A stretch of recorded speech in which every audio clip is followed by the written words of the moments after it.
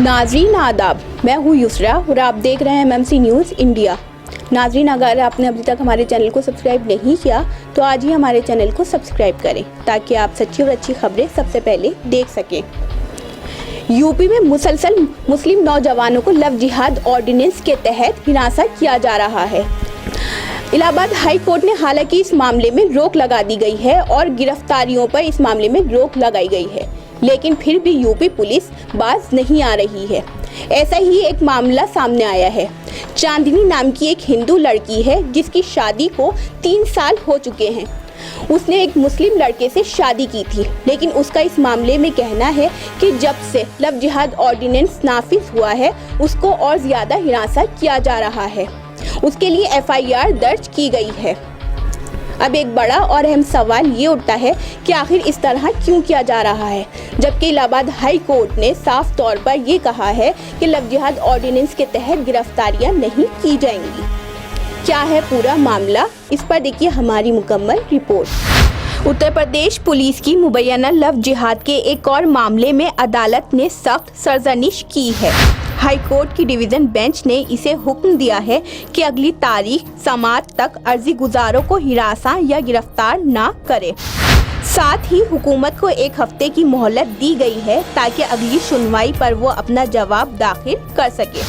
Allahabad high court की division bench ने चांदनियों दीगर की अर्जी पर समाअत के दौरान यूपी पुलिस को सख्त फटकार लगाते हुए कहा है कि आइंदा तारीख समाअत तक ना तो उन्हें गिरफ्तार करे और ना ही किसी भी तरह से हिरासा।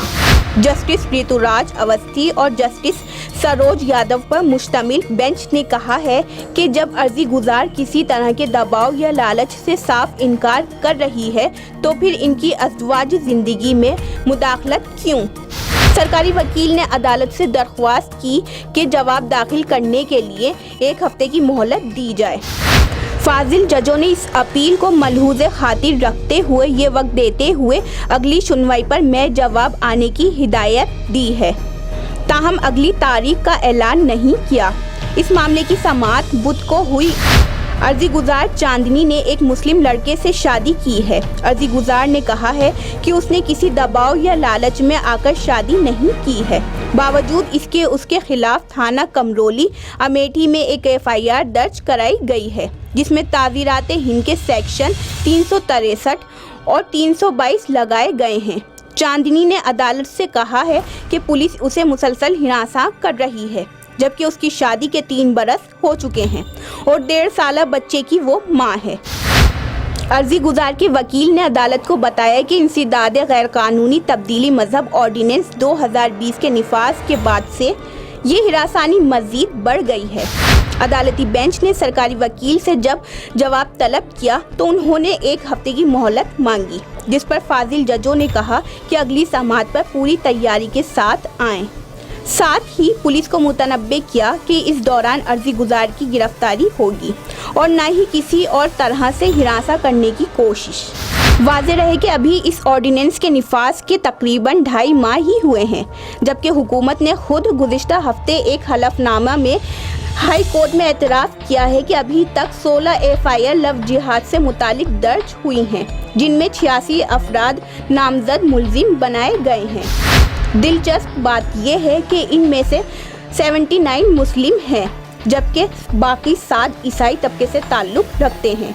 जो 16 एफआईआर दर्ज हुई हैं उनमें से 14 मुसलमानों के खिलाफ और 2 7 ईसाइयों के खिलाफ हैं।